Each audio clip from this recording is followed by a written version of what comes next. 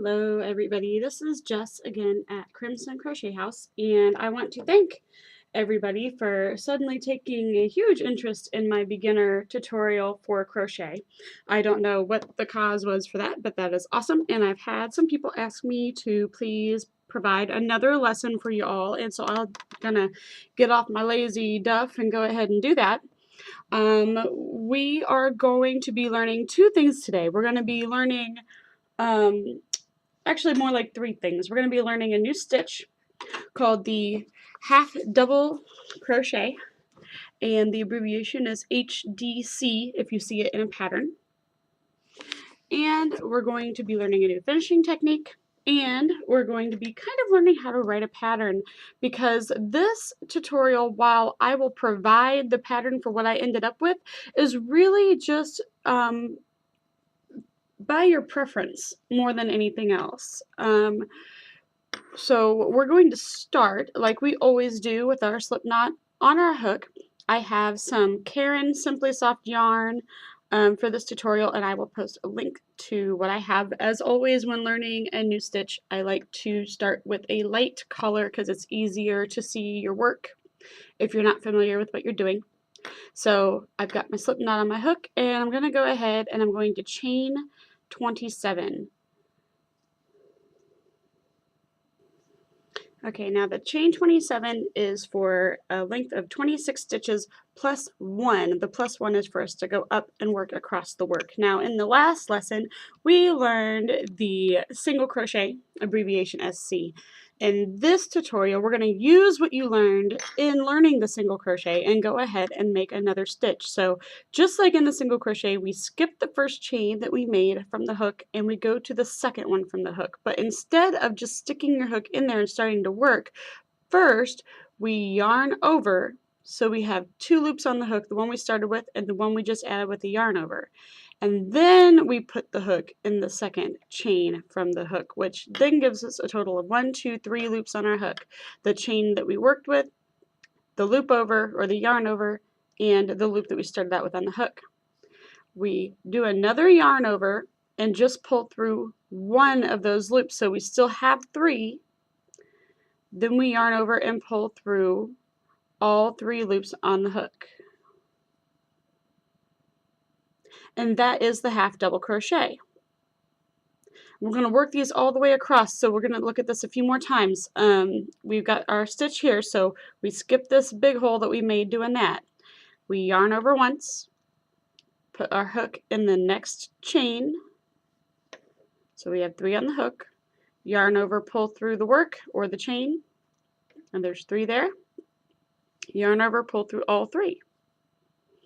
And we go ahead and we work that all the way to the end of our chain, which will give us a total of 26 stitches. And again, when working with a new stitch or even just as a beginning crocheter period, it is a good idea to count your stitches in every row. As you get further along in crochet and you become more comfortable with it, you won't necessarily count every row, but we still count. I mean, I've been doing this for over 20 years and I still will count. You know, especially if I'm working a complicated project, I'll count at least every 5 rows or so. Okay, now I'm at the end of my work. I have this long row of 26 half double crochet, and I'm going to chain 1 and turn just like we would for our single crochet project, working in rows like this. And just like in the single crochet project, we're going to be working across the tops of the stitches on the rows below. So we're going to yarn over just like we did in the first row, and we're going to put our hook through the top braid, both the front and back loops of the stitch below. It counts as 1, so we still have 1, 2, 3. That doesn't count as 4. It still counts as 3 total. Yarn over, pull through the work, and we still have 3 on there. Yarn over and pull through all of them. So again, that's yarn over, put your hook through the top of the stitch, both front and back loops of the stitch, yarn over, pull through the work, yarn over, pull through all 3. And we're going to go ahead and work this for the remainder of the pattern. The one that I did is, let's see here, one, I can count. I'll go ahead and, I already went ahead and did mine in advance so I could teach you 1, 2, 3, 4, 5, 6, 7, 8, 9, 10, 11, 12, 13, 14, 15, 16, 17, 18, 19, 21 rows. That's just when I decided it looked good and I stopped. But there's a reason why I didn't just provide a straight out pattern for this, okay? This is 26 stitches across, 21 rows tall. However, what's great about this project is that you could make it wider, you could make it taller, and the way we make, I mean, this is literally the entire clutch or handbag or purse or whatever you're making. It's so simple. You just fold over and stitch together the sides to make what is going to be our hook carrying case or our crochet carrying case. But if you made it longer, you could fold it in half and then use the top as a thing here, and you could put a little button right here and it could button. You can just stitch it up the sides. It could be like a little clutch, or you can make it bigger and make a bigger clutch, or you can make a purse. If you're good with your sewing machine, or even if you want to take the time to hand stitch it, you can get a piece of fabric and sew it together and put it inside and make it a lined purse.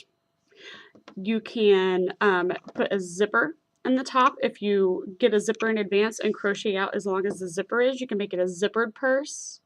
You can go and make, similar to the headband in the first tutorial, you can just do a real narrow and long rectangle and then sew it onto the ends and have a strap for your purse. There are literally, if you think about how diverse a rectangle is, I know it doesn't seem like, I know when you first see the picture at the beginning, you're like, oh my gosh, I'm never going to be able to make a purse. I just learned how to make a headband, you know, right before looking at this one. But believe it or not, it is that simple. It's just a folded rectangle. So what I'm going to do is I've gone ahead, finished my 21 rows, and I chain one and then pull through just like we would for a single crochet project. But what I'm going to show you, instead of just folding it together and then whip stitching up the sides, I'm going to show you a new join technique where I take a I like the color of these two together. This is kind of a light peach, which isn't showing up exactly right on the camera. But I'm going to take this kind of burnt orange and light peach, and what I'm going to do, instead of whip stitching together with the same color, I'm actually going to use a join technique that will make it appear outlined in color, which is it'll be really pretty and just add kind of that, the simple things add the biggest punch. I've always been surprised.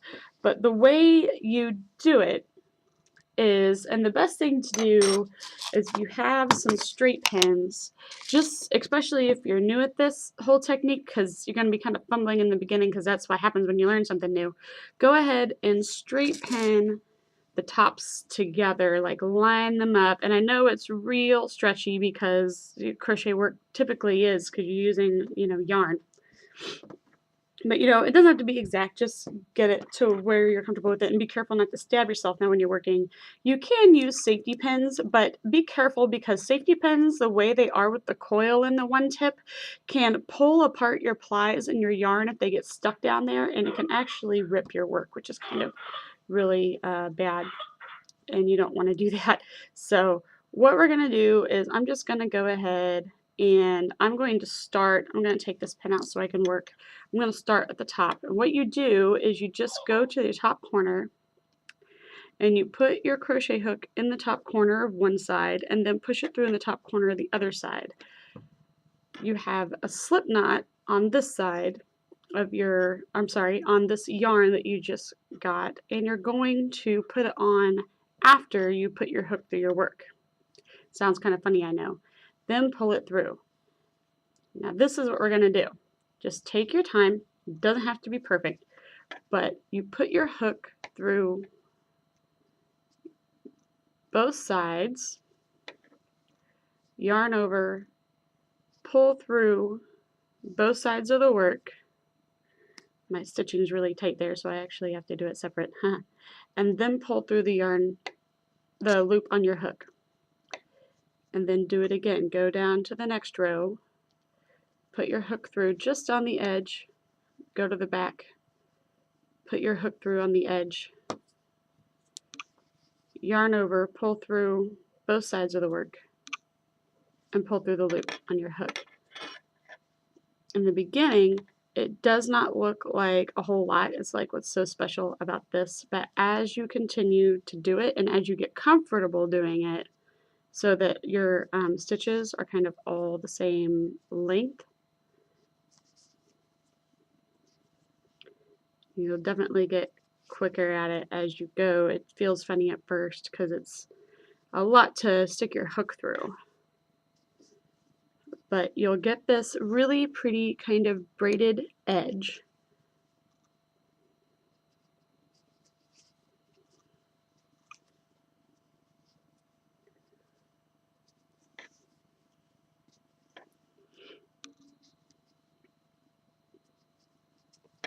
When you get to the bottom where your folded edge is, you're like, wait, I don't have two edges to go along anymore.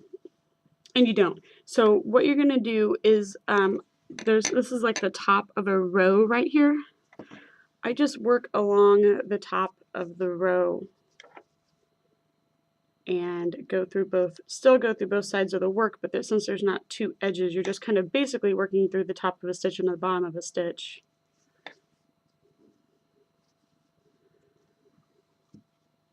And you're kind of making your way around now. On the other side, it just kind of looks like this little line.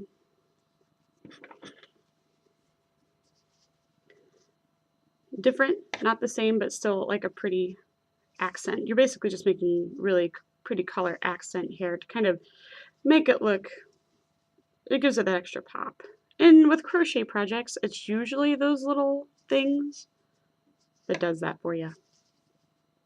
We're going to use a few of those today to make this what would otherwise just be a rectangle of crocheted work look like a finished, product. And it's really cool to, like, for a quick gift for somebody. You can literally dig out of your closet or whatever little pieces of skeins of yarn and make things like this that people just love because it's so unique. You can embellish it with all kinds of stuff and just make it look really cool. I'm taking care not to pull apart my yarn plies because Caron yarn's bad like that. Really, I don't hardly ever use Caron yarn. It's just what I have on hand today. Caron yarn, while they have, what I love about them is that their wealth of color is just amazing. The yarn quality isn't that great, and the plies often kind of come apart, and the yarn frizzes easily, it pills easily. Okay, so I've made it all the way down and across, and now I'm just going to go up the other side, taking care not to stick myself with the pin that I stuck in the top to keep it all lined up, because that's something I would do. I'm all about sticking myself with stuff when I'm working. Those pins. I'm like, oh yeah, sure, I remember putting the pin there, but I'm still going to stick myself with it.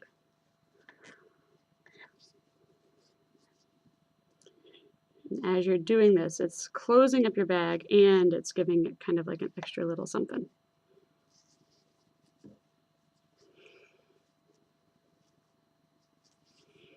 So simple. Really quick, simple project. You can literally put anything you want in this. I also make soap as one of my hobbies. I'm a total amateur at making soap, but I love it, and I have made some of these and like put several bars of soap in one. I'm giving them away as presents in my Christmas baskets. Okay, I'm going to take apart that pin out of there now so I can finish this up.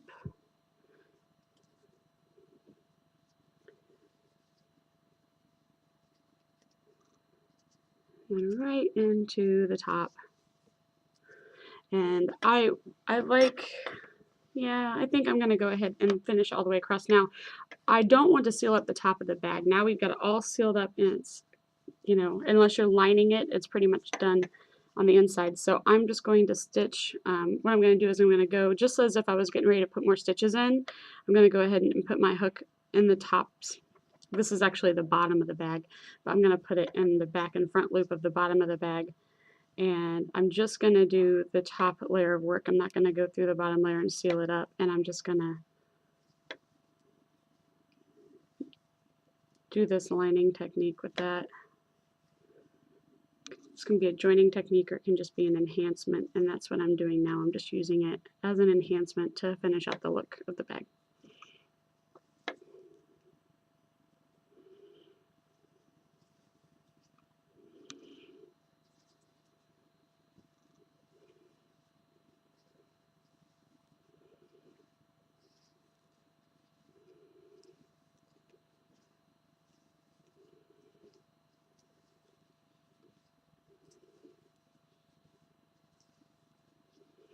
You hear little noises. I have my baby monitor down here. I'm doing this when my 11-month-old is taking her nap. She's almost 11 months old. Getting close. And just go right on over and meet where the other stitch is. And what you have to do to make it complete is go into the top of the first stitch. You're only going to go through the first layer and pull it through so it completely joins in. There's not any gaps. Okay. And now I want the same look on the other side. Well, it's not going to be exact because this side just has like the real simple one. But do I want to do? You know, I don't think I do. I think I'm just going to leave the back as it is. I kind of like how it has a front side and a back side. You can go ahead and do the back. You're just going to tie off the way that I show you. And yeah, so all you do is go ahead and trim, leave a nice long tail so you have room to stitch, and you're going to pull through just like you would on your work. And you're just going to weave that in. I'm going to get my yarn darner slash yarn needle slash tapestry needle slash, I don't know why they give so many different names to wide-eyed needles, but they do. And pull through, and just going to kind of weave this in. And since you don't want it to bleed through, I'm going to kind of go like back and forth under the top of the little braid pattern that I created, just to get it worked in real good. And then I'm going to trim it off, taking care not to trim my actual work. So that's what the top looks like, and the back, it just has like this little doo-dee-doo. No, it's not a technical term. Doo-dee-doo is not a technical term. Okay, now we're going to weave in our ends, clean it up a bit so we can add our closure, which in my case is a button. I'll weave in my burnt orange color back under a burnt orange color. You don't want to weave it in under the pale color because it might show through the work. And then we're going to weave in the ends here just like we did in the last project. We're going to go ahead and just kind of stick it in between your stitches, a few of them, and pull it through. Give it a little wiggle. Take care not to trim your work when you cut it back. And one more.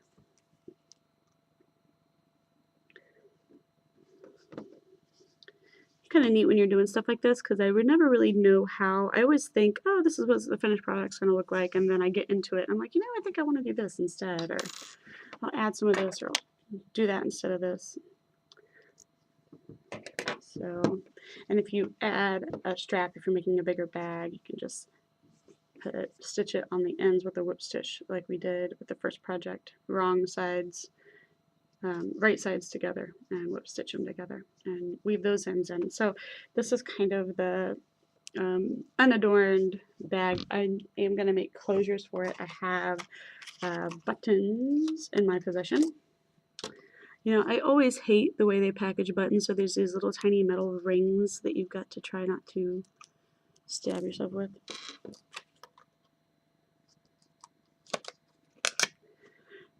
But I've started like putting my needle, if I remember, under my button in between the packaging and the button, and then leaving the metal things on there.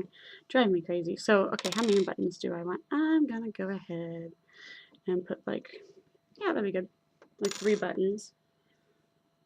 And just going to go ahead and put some of the peach colored yarn on my needle. And then what I'm going to do, because this is, you got to think backwards, you want the buttons to show here, but you're going to actually stitch them on the inside here so that you can push them through here to button them. Make sense?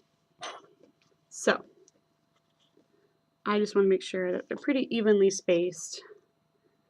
You don't have to be a perfectionist about it. And leave a tail and stitch these on. And since I'm using yarn, I'm only going to go one time through each hole. And when I get to the done doing that, I'm going to make sure that I tie it in a nice knot, and I will weave those ends in after I finish, making sure to leave a long enough tail to do so on each button. So there's one button. And I try to get it mostly right in the middle, where it looks kind of funny. If you hear funny noises, it's because my kittens have decided that they are lonely and they came down here to keep me company, and now I've got kittens trying to climb on me while I'm sewing my buttons on, which, you know, frankly, these guys usually find a pretty opportune time to come and crawl all over me. I don't know why they can't show up when I'm reading a book on the couch or something. Oh, I didn't leave a very long tail, but I'll make it work. It'll be a good opportunity for me to show you how to go ahead and weave in your ends when you haven't left a long enough tail. There is a trick, so I'll show you that with that. I wasn't really paying attention. I was talking instead of paying attention. Looks like I need more yarn. So, nope.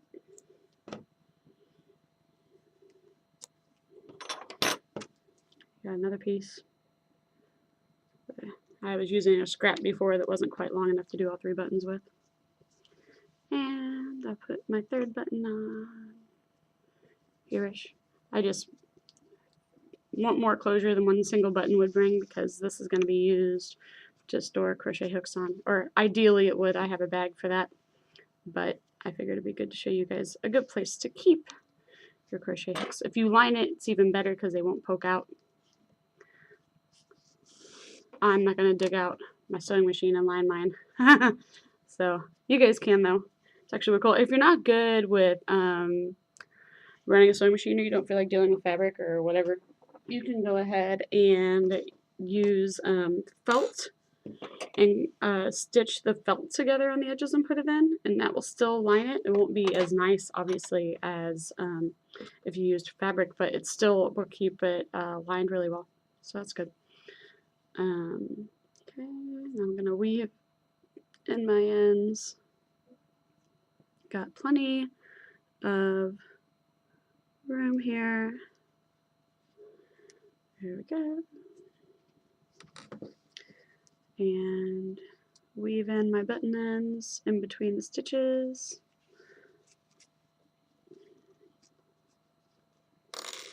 Give it a wiggle. Trim it, making sure not to cut my work. And this is the one where one of them is long enough and one of them isn't. So I'm going to weave in the end, maybe, if I don't screw that end up. Come on, there we go. I'm going to weave in the end that is long enough first, and then show you a trick for weaving in ends that aren't long enough, which comes in really handy because frankly that happens sometimes. If you find that your weaved in ends aren't staying in, you can use a dab of fabric glue. So if you have an end that's not long enough, what you do is you go ahead and you weave your needle in between some stitches, and then you hold on to the end of your needle so it doesn't come out, and go ahead and put the short thread that wasn't quite long enough in the beginning through your needle now, and now you can weave it through. Ha! Saved. It happens.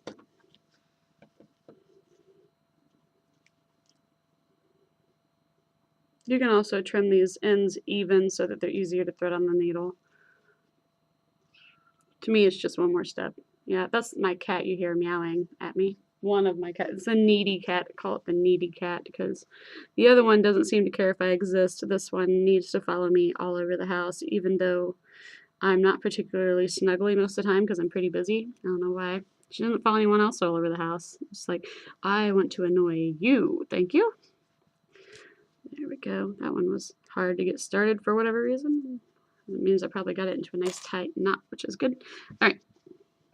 So, got all of our button ends woven in, all of our things trimmed.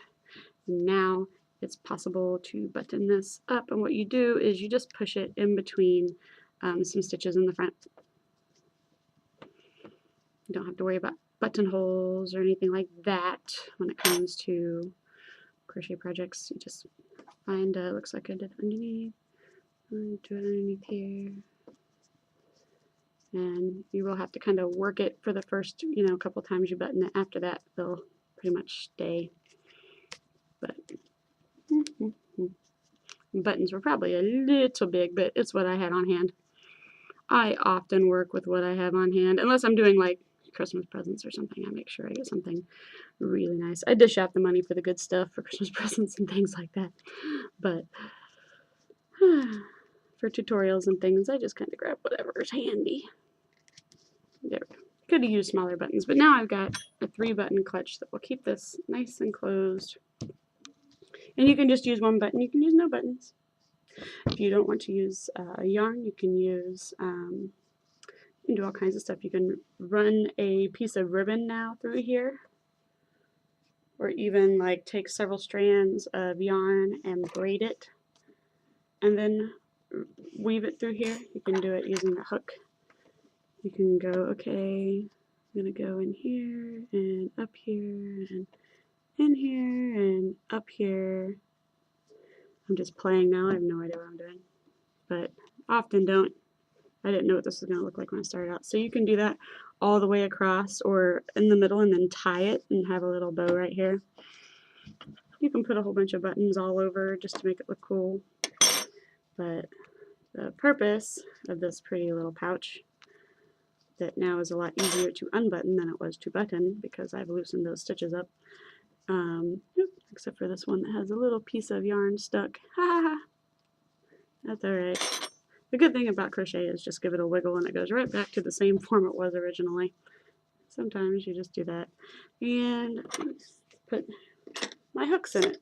And this is now a hook pouch, if I wanted it to be. See how I said they stick out? You probably want to line it if you want to stick a whole bunch of hooks in there. See, if they're sitting in there just right, it'll be fine, but if they get pushed on sometimes, like the edges are thick enough on this one, they won't pop out, but it can pop out like the front.